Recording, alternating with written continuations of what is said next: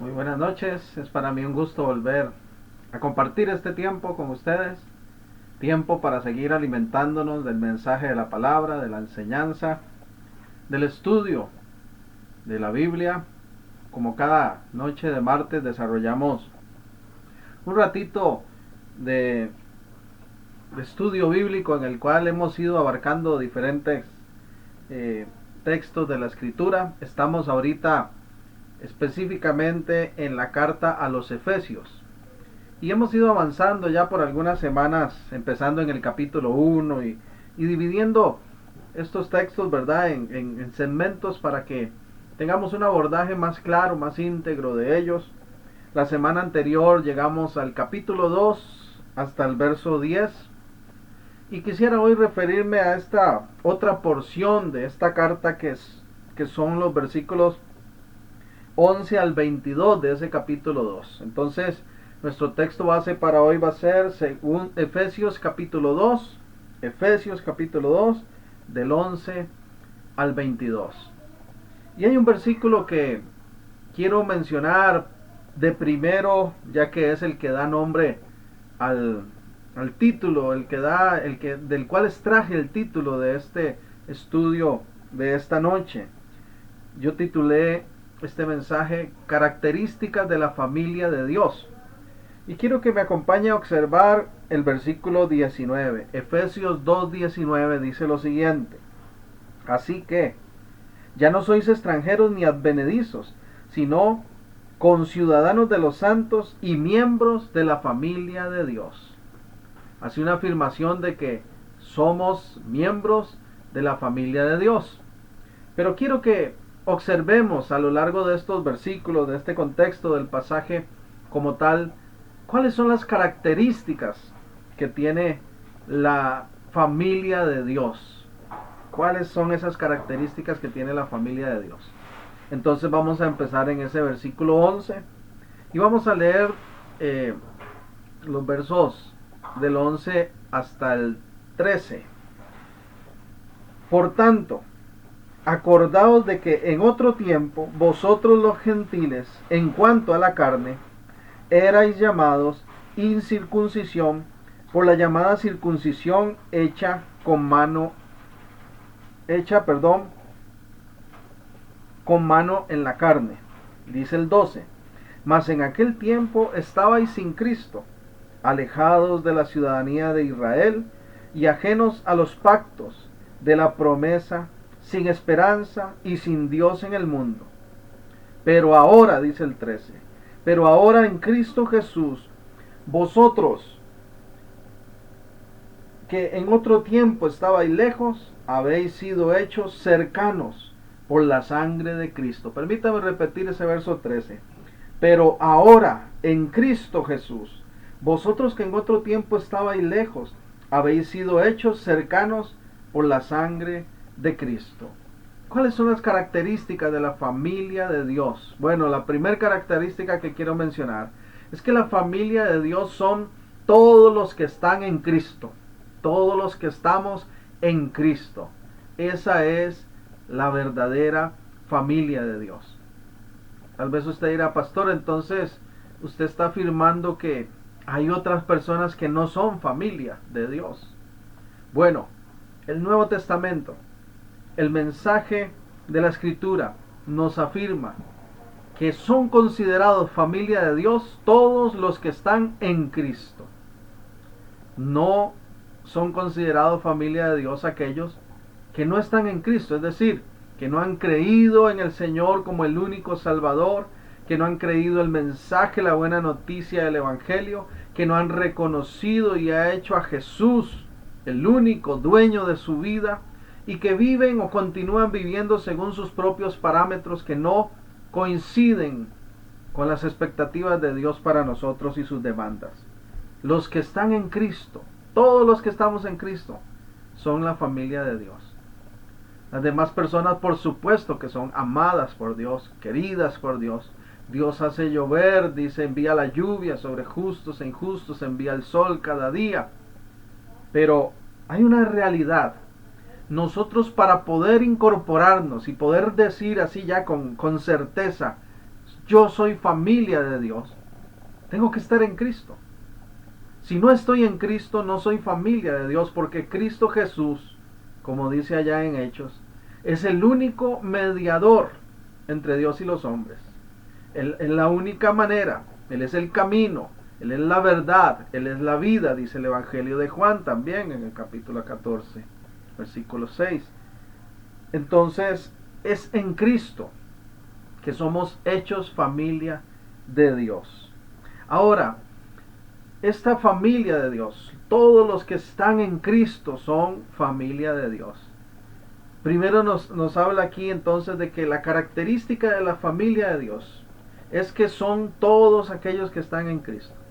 Y nos dice además estos versos que acabamos de leer, ¿verdad? Que necesitamos estar en Cristo, pero también observe el 14 y el 15. Dice Efesios 2:14, porque Él es nuestra paz, que de ambos pueblos hizo uno, derribando la pared intermedia de separación, aboliendo en su carne las enemistades, la ley de los mandamientos expresados en ordenanzas, para crear en sí mismo de los dos un solo y nuevo hombre, haciendo la paz. Todos los que están en Cristo son la familia de Dios. Y nos dice además el texto que esto no hay diferencia, sean judíos o sean gentiles. ¿A qué nos referimos con judíos y gentiles? Bueno, los judíos, estamos hablando del pueblo de Dios, ¿verdad? Del pueblo de Israel, de aquellos que vienen, ¿verdad? De ese linaje, de esa ascendencia, y que forman parte de los israelitas, de los que han creído en Dios como ese Dios único y al cual aman, obedecen y guardan los mandamientos, aquellos que se han regido bajo la ley que Dios mismo les entregó a través de Moisés. Pero también ahora la familia de Dios no solo está compuesta por judíos, sino que además por gentiles, porque ahora son todos los que están en Cristo. ¿A qué nos referimos con gentiles? A ese grupo de personas que no forman parte de los judíos. En este caso nosotros, ¿verdad? Somos extranjeros, no pertenecemos a Israel, ni somos judíos, entonces somos considerados gentiles. Pero además considerados gentiles porque hay esa separación, hay ese choque, esa rivalidad que lamentablemente se daba, sobre todo en el pensamiento, en el corazón de los judíos como tal. Ellos veían a los gentiles como un pueblo inferior, como un pueblo que no tenía derecho de incorporarse a la familia de Dios. Para ellos, solo los judíos podían hacerlo. Pero el Nuevo Testamento, y a partir de la obra de Cristo, nos da esa claridad, nos da esa luz, ese entendimiento de que la familia de Dios son todos aquellos que estamos en Cristo, judíos o gentiles. Estamos en la misma condición. Habla también de que los judíos era una de las señales que ellos tenían que les caracterizaba, ¿verdad? O les daba a ellos la afirmación de sentirse como familia de Dios, era la circuncisión, la señal de la circuncisión. Esa señal de la circuncisión, el Nuevo Testamento es claro, es ahora una circuncisión del corazón la que el Señor pide. Así lo anticiparon de hecho los profetas del Antiguo Testamento, que Dios quería una circuncisión del corazón. Ahora nosotros, viviendo en este tiempo nuevo, en este nuevo pacto de gracia del Señor, ya no necesitamos circuncidar nuestro cuerpo. Si alguien no tiene claro lo que es la circuncisión, estamos hablando de un acto físico, donde se corta el prepucio del varón en su pene para diferenciar, para marcar ahí una señal en su cuerpo de que pertenecía al linaje de Israel, a los judíos. Entonces existía ese debate y ese roce y ese pensamiento de que ¿qué hacemos ahora con los que se están convirtiendo pero son gentiles? No pertenecen a Israel, no son judíos. ¿Qué hacemos con toda esa gente que se está convirtiendo, verdad? En Antioquía, en Éfeso, en Corinto, en todos estos lugares. Y en algún momento el Nuevo Testamento nos da ese debate que surgía de que algunos decían, bueno, si quieren ser parte de la familia de Dios, bueno, tienen que circuncidar su cuerpo. Pero aquí el apóstol está afirmando algo, que lo que nos hace la característica de ser familia de Dios no es por circuncidar nuestro cuerpo, sino que es por estar en Cristo. Es por haber circuncidado, en sentido figurado, ¿verdad?, nuestro corazón, por haber cortado, por haber roto con todo ese estilo de vida de pecado que nos apartaba de Dios y que ahora por la fe en Cristo Jesús nos ha acercado a Él. Esto es lo que dice el texto, el 12 lo leíamos. En aquel tiempo estabais sin Cristo, alejados de la ciudadanía de Israel, ajenos de los pactos de la promesa, sin esperanza, sin Dios en el mundo. Una persona sin Dios no es familia de Dios, pero una persona que crea en Dios, que acepta el regalo, la dádiva. Juan 3:16 dice, porque de tal manera amó Dios al mundo, no dice solo a Israel, no dice solo a los judíos, que dio a su Hijo unigénito para que seamos salvos. Los que estamos en Cristo somos familia de Dios. Y ahora no necesitamos esa señal de circuncisión en nuestro cuerpo, en realidad. Romanos capítulo 2, para hablar un poquito más de esto de la circuncisión del corazón. Romanos capítulo 2, permítame leer unos cuantos versículos de este capítulo. Voy a leer del 25 al 29. Romanos 2, 25 dice lo siguiente. Pues en verdad la circuncisión aprovecha si guardas la ley. Pero si eres transgresor de la ley, tu circuncisión viene a ser incircuncisión. Sí, pues el incircunciso guardare las ordenanzas de la ley, ¿no será tenida su incircuncisión como circuncisión? Hace la pregunta. Y el que físicamente es incircunciso, pero guarda perfectamente la ley, te condenará a ti, que con la letra de la ley y con la circuncisión eres transgresor de la ley. Pues no es judío el que lo es exteriormente, ni es la circuncisión la que se hace exteriormente en la carne, sino que es judío el que lo es en lo interior.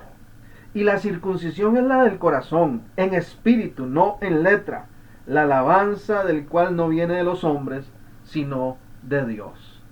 Por eso es que también Pablo escribió luego en Corintios que la letra mata, pero el espíritu vivifica. Ese texto que ha sido muy mal interpretado. Y algunos han dicho, como no hay que ser muy estudioso de la Biblia porque la letra mata. Lo importante es llenarse del espíritu. No hay que leer mucho la Biblia ni estudiar mucho. Pero todo el contexto del pasaje lo que está hablando es que la letra de la ley, por sí sola, si nos quedamos con la ley y pretendemos guardar los ritos de la ley, esa ley mata. Porque nadie puede cumplirla en totalidad. Pero el Espíritu vivifica. Los que estamos en Cristo, cuando creemos en Él, ahí Jesús envía el Espíritu sobre nosotros y habita en nosotros.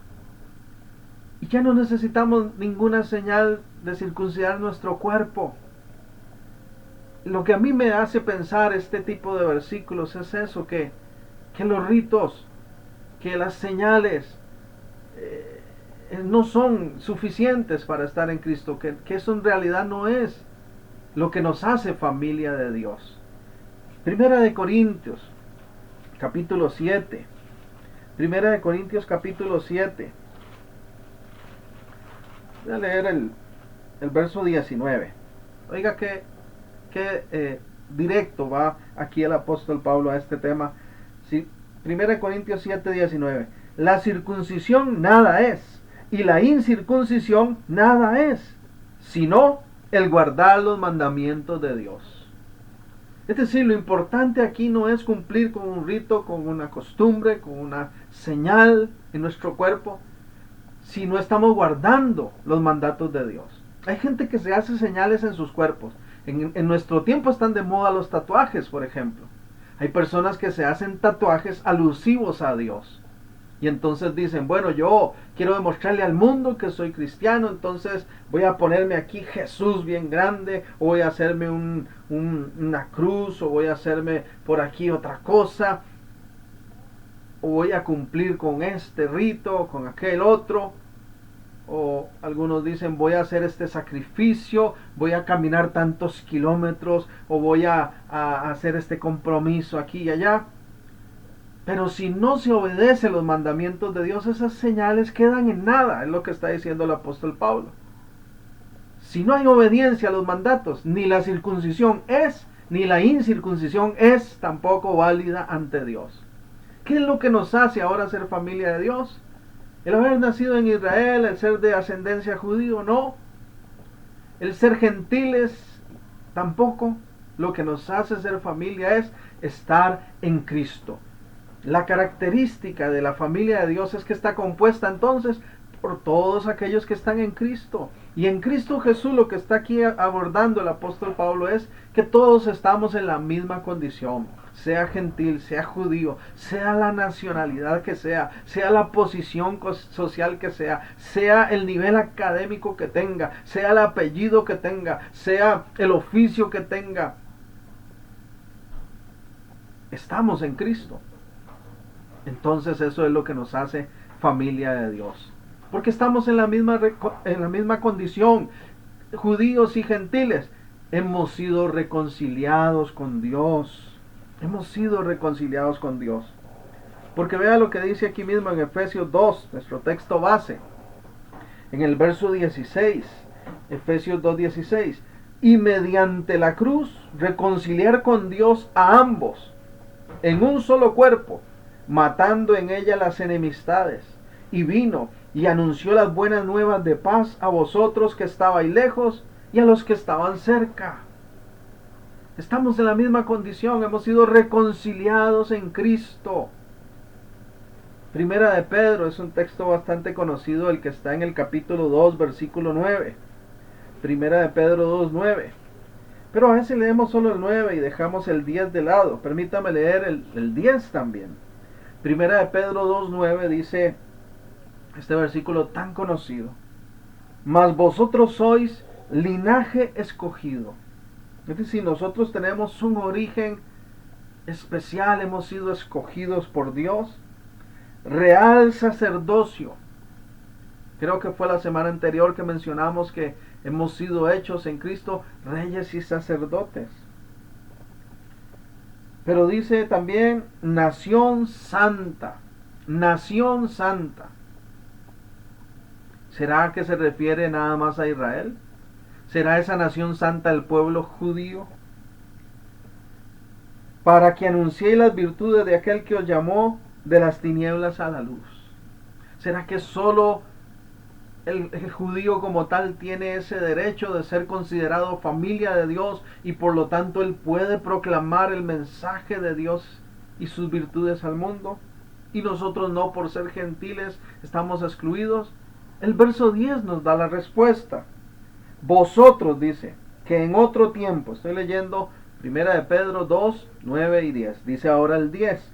Vosotros que en otro tiempo no eras pueblo, pero ahora sois pueblo de Dios, que en otro tiempo no habías alcanzado misericordia, pero ahora habéis alcanzado misericordia.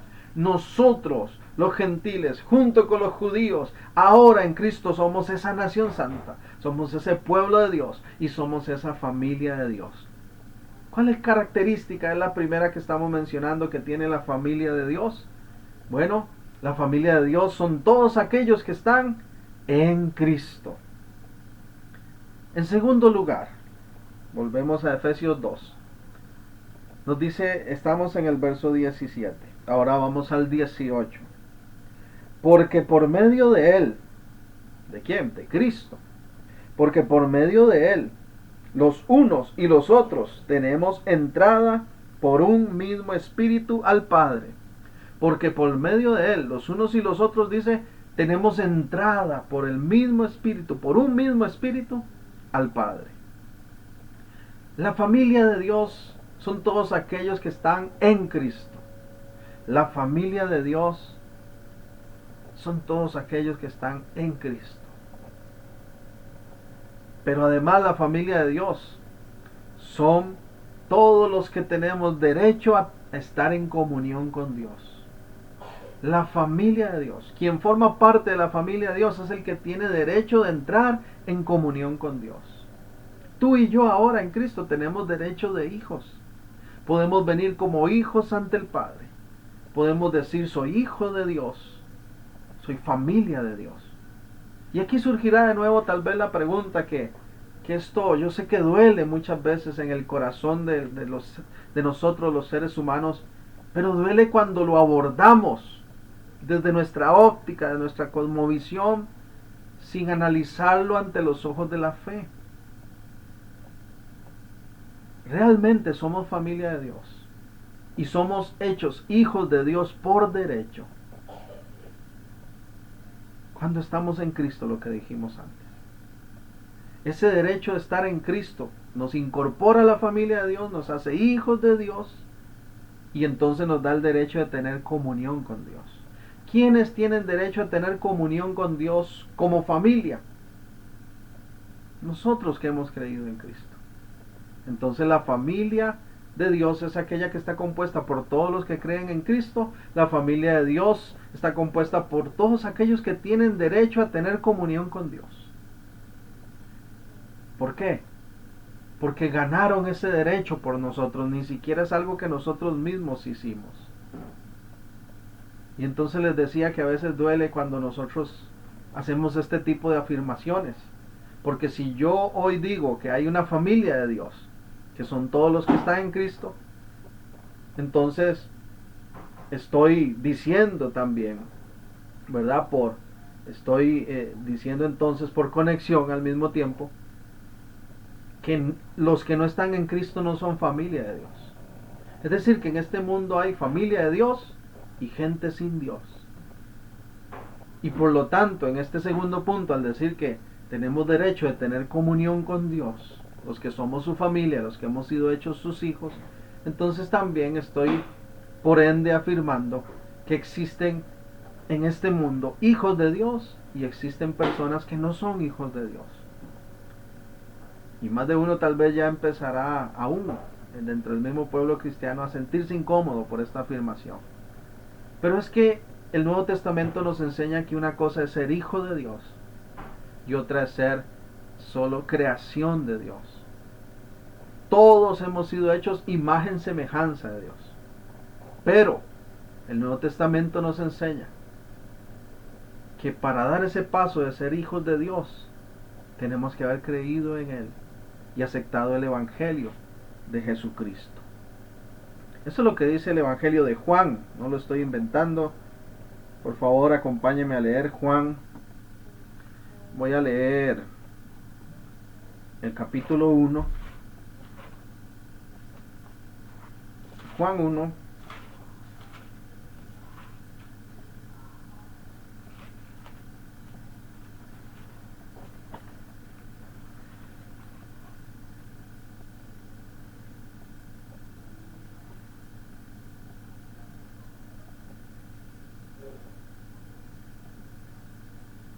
Dice el versículo 9, Juan 1:9. Aquella luz verdadera que alumbra a todo hombre venía a este mundo. Aquella luz verdadera, lo dice Juan refiriéndose a Cristo. Aquella luz verdadera que alumbra a todo hombre venía a este mundo. Dice el 10. En el mundo estaba, y el mundo por él fue hecho, pero el mundo no le conoció. A lo suyo vino, y los suyos no le recibieron. Mas a todos los que le recibieron, a los que creen en su nombre, les dio potestad, les dio autoridad, les dio derecho de ser hechos hijos de Dios, los cuales no son engendrados de sangre, ni de voluntad de carne, ni de voluntad de varón, sino de Dios. Este es un derecho espiritual. Este es un derecho que se adquiere, una autoridad que nos es entregada por Cristo Jesús. No es por voluntad de varón, no es un asunto de carne. Por más que yo ame al Señor y trate de serle fiel y viva buscando su rostro y sirviéndole, si mis hijos no creen en el Señor, si mis hijos no reconocen a Cristo como el Salvador y Creador de todo lo que existe y el único dueño de nuestras vidas, entonces lamentablemente no podrán incorporarse a la familia de Dios, porque esto no es un asunto de afiliación por herencia o por apellido. Es un legado que nosotros tenemos que transmitir, pero ese legado es de fe. La salvación es personal. Por eso decían hace mucho tiempo aquella frase que Dios tiene hijos, no nietos, en el sentido de que la salvación es personal y cada uno tiene que buscar venir a Cristo y reconocerle y, como dice aquí, creer en Él. A los que le recibieron, recibirle, creer en su nombre, que es el Salvador. Esos son los que reciben el derecho, dice la Biblia, la autoridad de ser hechos hijos de Dios. Por ende, los que no le reciben, los que le rechazan, los que no creen en Él y en su obra de salvación y en su evangelio de poder, no reciben, no pueden gozar de ese derecho de hijos. Yo sé que esto es fuerte, pero no nos debe llevar esto a cuestionar a Dios ni decir, bueno, entonces Dios es exclusivista y hace acepción. No, porque la luz vino a alumbrar a todos, porque Él vino a salvar a todos y le da la posibilidad a todos de que creamos y que vivamos según su deseo, según su propósito. Pero al igual como ocurrió con Israel, que dice aquí a lo suyo, Él vino a hacer lo suyo, los suyos no le recibieron. Sigue habiendo personas hoy en día que no le reciben, que no aceptan su mensaje, que no aceptan su regalo de gracia y de salvación, que prefieren vivir una vida en su voluntad, en sus propios deseos y placeres, que ofenden la santidad de Dios, que contradicen a Dios. Eso no es familia de Dios. La familia de Dios, según nos dice la palabra, está compuesta por todos los que están en Cristo. Y una persona puede ser lo más terrible ante nuestros ojos, y su realidad puede ser una condición de pecado y estar, como dice la Biblia también, ahí en el lodo cenagoso, en lo más profundo. Pero si se arrepiente y cree en el Señor y le hace su Salvador y le pide a Él que transforme su vida, es recibido. La familia de Dios, la posibilidad de ese derecho sigue estando ahí para todo aquel que crea en Él. Esa es la buena noticia. Ahora bien, los que tenemos esa comunión con Dios, como hijos de Dios, ese derecho de tener comunión, los hijos, ¿verdad? Así como cuando yo llego a casa de mis padres, yo llego con confianza. Pues son mis papás, a mí no me da vergüenza llegar a la casa y si quiero tomarme un vasito de agua, voy a coger un vasito de agua, si quiero abrir la refri, puedo coger un poquito de aquí de fresco, lo que sea. Uno no hace lo mismo cuando está en otra casa con desconocidos. Pero uno como hijo se apropia de ese derecho y toma libertad de estar en comunión con ellos. Ese derecho que Cristo Jesús ha ganado por nosotros, al hacer de nosotros una nueva criatura, al permitirnos nacer de nuevo, nos ha hecho nacer ahora como hijos de Dios. Y entonces tenemos derecho a tener comunión con Dios. ¿Por qué? Porque la familia de Dios es todo aquel que está en Cristo y todo aquel que tiene comunión con Dios.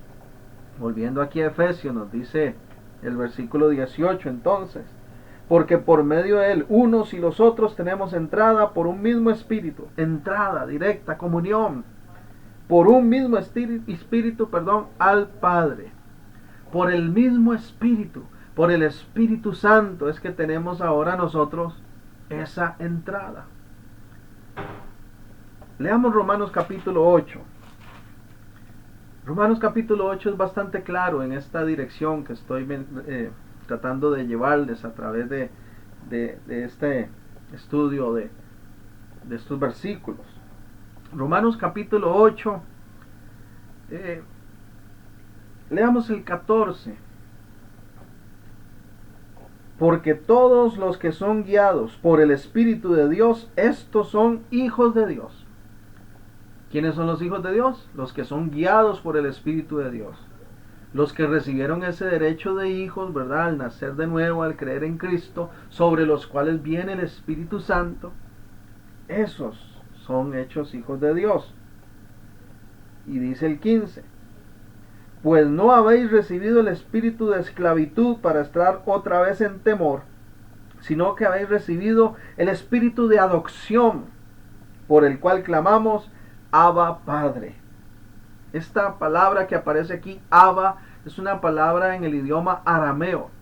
Aunque el Nuevo Testamento fue escrito en griego, aquí utiliza una palabra que era conocida para ellos y era de ese lenguaje, de ese dialecto en arameo, que en realidad es una expresión de confianza y de cariño. Abba, Abba Padre, es como decir, papito mío, Padre querido. Con esa confianza podemos nosotros entrar en comunión con Dios. Abba, papito mío, vengo ante ti. ¿Por qué? Porque soy su familia ahora, por la obra de Cristo, por su gracia y amor. Y dice el 16, el Espíritu mismo da testimonio a nuestro espíritu de que somos hijos de Dios. El Espíritu mismo da testimonio a nuestro espíritu de que somos hijos de Dios. Y oiga el 17, y si hijos, también herederos, herederos de Dios y coherederos con Cristo, si es que padecemos juntamente con Él, para que juntamente con Él seamos glorificados. El Espíritu mismo da testimonio. El Espíritu Santo nos confirma a nuestro espíritu. Aquí aparecen dos menciones al Espíritu, ¿verdad? Porque una tiene que ver con el Espíritu de Dios. De hecho, si nosotros observamos el texto, ese primer Espíritu aparece con mayúscula. El Espíritu Santo, Dios mismo, presente en nosotros. Da testimonio a nuestro espíritu, con minúscula, que es el espíritu humano. Lo que muchas veces el Nuevo Testamento utiliza ese juego de palabras entre espíritu, alma, refiriéndose a que es el asiento de nuestras emociones, de nuestro intelecto, de nuestra creatividad, toda esa parte nuestra, ¿verdad?, humana como tal, nuestro ser humano. El Espíritu Santo nos confirma que somos hijos de Dios. Por eso es que dice aquí en Efesios 2:18, donde estamos, que por medio de Él, los unos y los otros, tenemos entrada por un mismo Espíritu. Es por el Espíritu Santo que nosotros tenemos comunión con el Señor ahora. ¿Por qué? Porque el Espíritu Santo es esa persona de Dios presente en nosotros. En el Antiguo Testamento el Espíritu Santo visitaba a algunas personas, pero después de la obra de Cristo se cumple esa promesa gloriosa. Y ahora somos habitación de Dios, porque el Espíritu Santo habita en ti y en mí si hemos creído en el Señor. La familia de Dios, entonces, son todos aquellos que están en Cristo y son todos aquellos que tienen comunión con Dios por el Espíritu. Por eso es que Pablo también afirma en Corintios que somos templo del Espíritu Santo y nos exhorta a no olvidarnos de eso. Una persona que no está llena del Espíritu Santo, una persona que no es habitada por el Espíritu Santo y está ahí en su vida, ¿verdad?, dirigiéndole, consolándole, gobernándole, empoderándole, entonces no puede ser familia de Dios. Esto es importante que nosotros lo tengamos claro. Yo sé que es un tanto sólido lo que estoy hablando, ¿verdad? A veces no tan fácil de asimilar, pero por eso vamos despacio. Los que estamos en Cristo tenemos comunión con Dios por el Espíritu. Esa somos la familia de Dios. Somos libres de tener comunión con Dios por el Espíritu y en segundo lugar también por haber creído en el Evangelio de Cristo. Porque nos dice también aquí en el verso 19 y 20. Así que ya no sois extranjeros ni advenedizos, sino conciudadanos de los santos y miembros de la familia de Dios, edificados sobre el fundamento de los apóstoles y profetas, siendo la principal piedra del ángulo Jesucristo mismo. ¿Por qué tenemos comunión con Dios? Como familia de Él que somos. Porque estamos edificados sobre el fundamento de los apóstoles. Y lo que ellos pusieron y lo que transmitieron fue el Evangelio de Jesucristo. Esa buena nueva de salvación, ese poder de Dios para salvación. ¿En quién? En Cristo Jesús. En Cristo Jesús. Permítame leer Hechos capítulo 10. Hechos capítulo 10. Dice el versículo 42.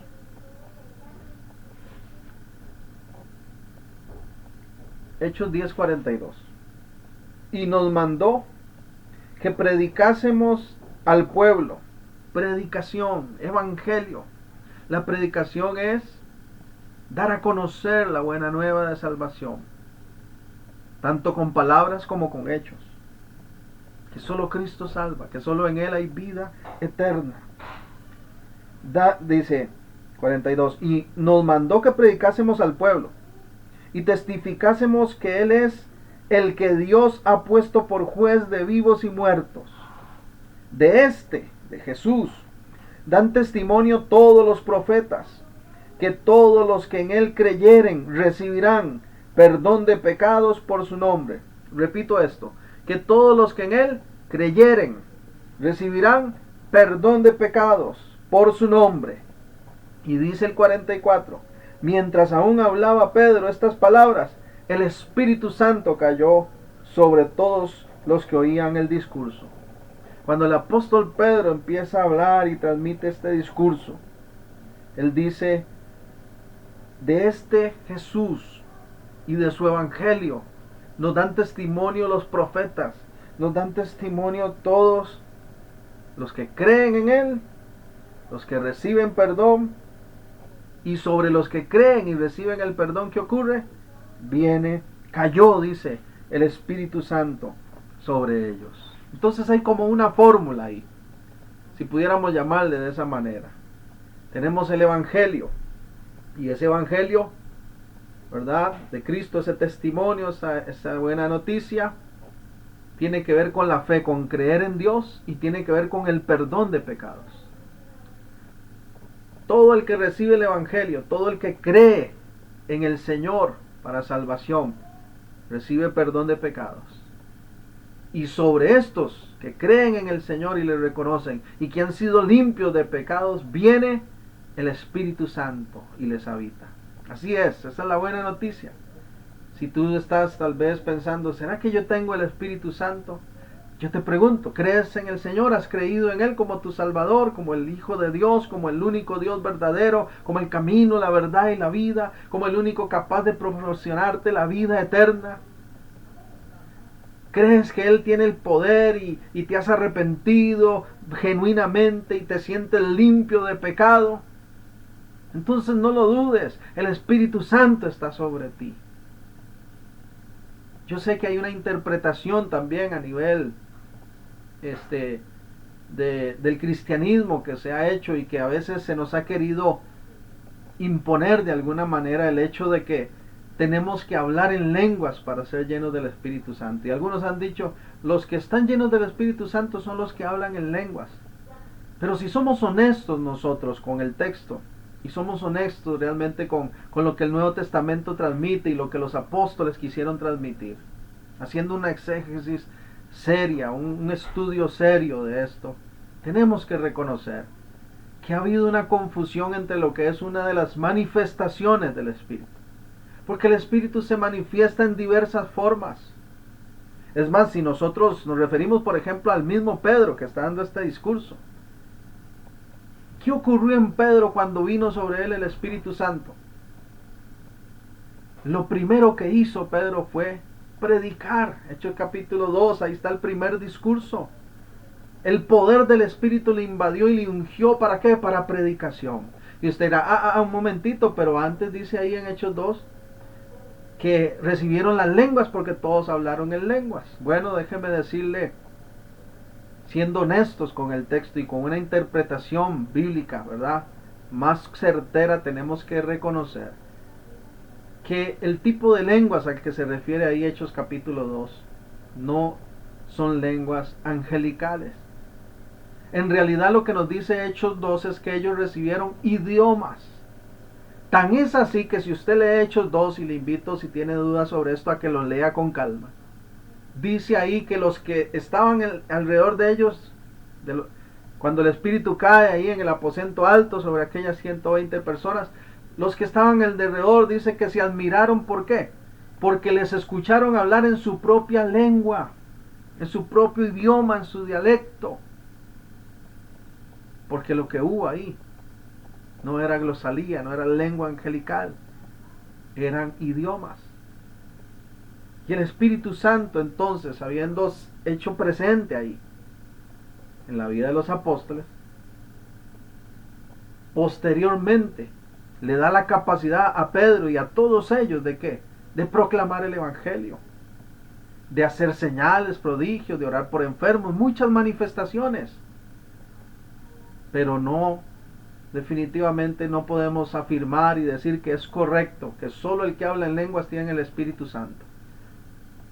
El Espíritu Santo está sobre todos aquellos, ya lo leímos, que han creído en el Señor, en su mensaje de poder y salvación, que han sido limpios de pecados. Sobre estos, el mismo Jesús envía la promesa del Espíritu Santo y se hace realidad en nosotros.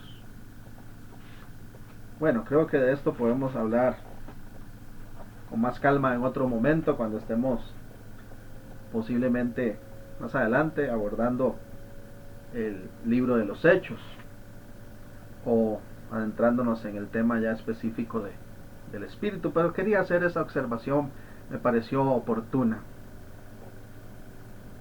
Para ir finalizando, ¿cuáles son las características de la familia de Dios? Bueno, la familia de Dios son todos aquellos que hemos creído en Cristo, gentiles o judíos, toda persona que ha creído en Cristo.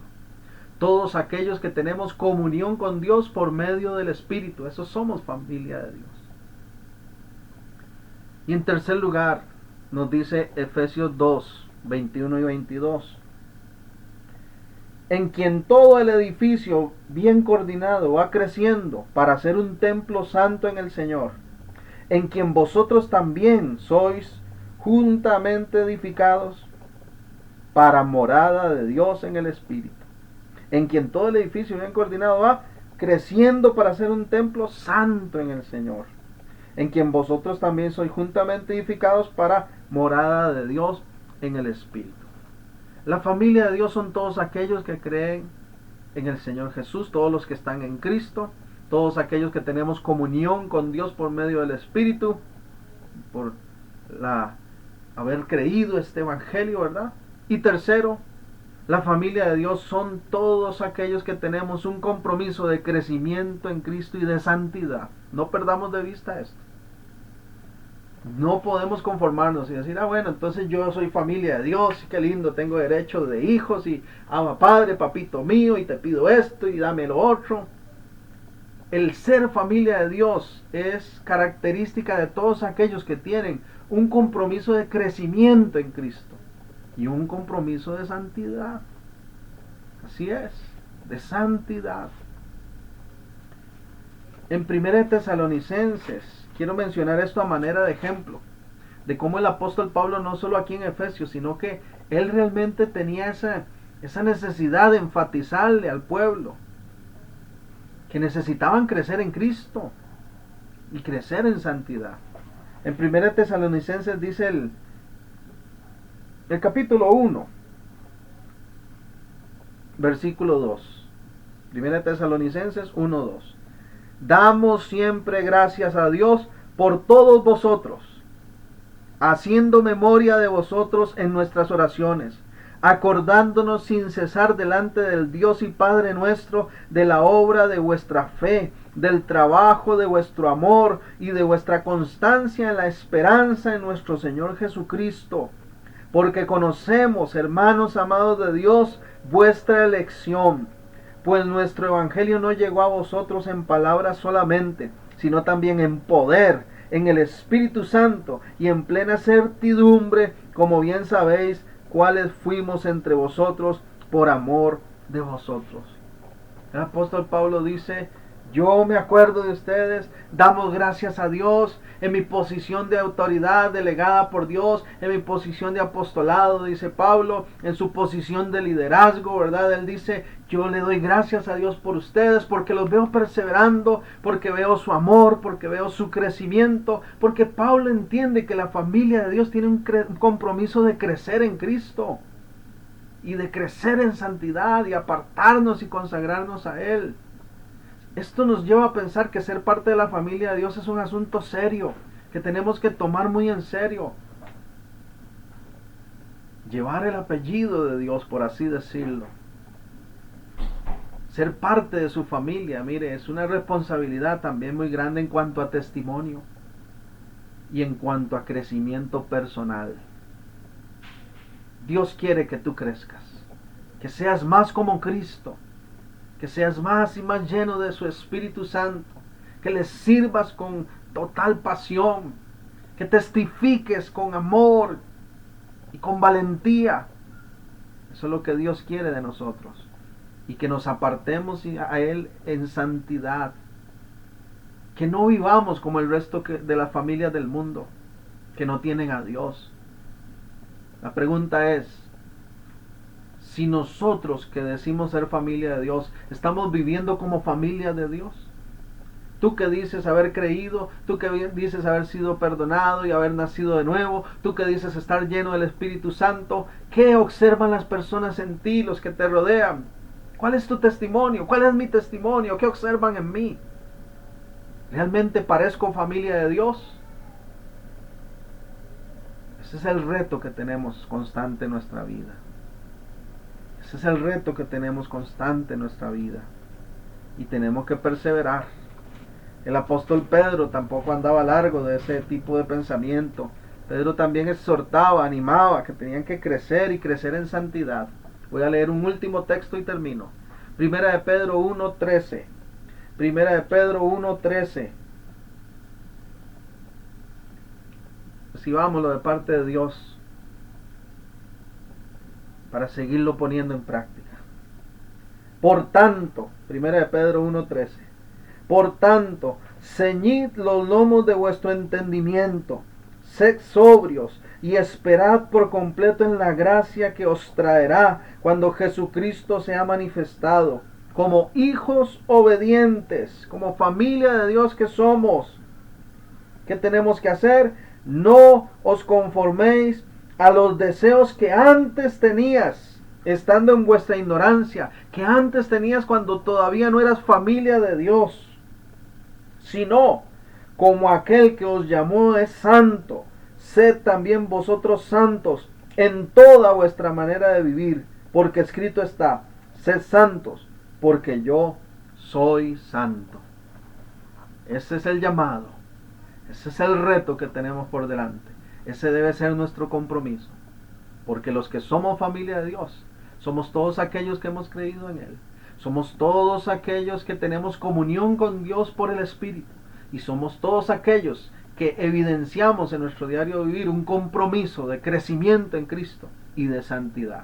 Te animo a seguir creciendo en Cristo. Te animo a seguir guardándote en santidad y obedeciendo al Señor con fidelidad. Porque nosotros, la familia de Dios, tenemos que ser luz al resto de las familias que viven en este momento sin Dios, para que ellos deseen incorporarse a la familia de la fe también. Gracias por su tiempo, espero que haya sido de edificación, que Dios le continúe bendiciendo grandemente, que tenga una semana feliz, gloriosa en Cristo. Y recuerde que Dios es bueno, que Él es todopoderoso y siempre nos sorprende. Hasta pronto.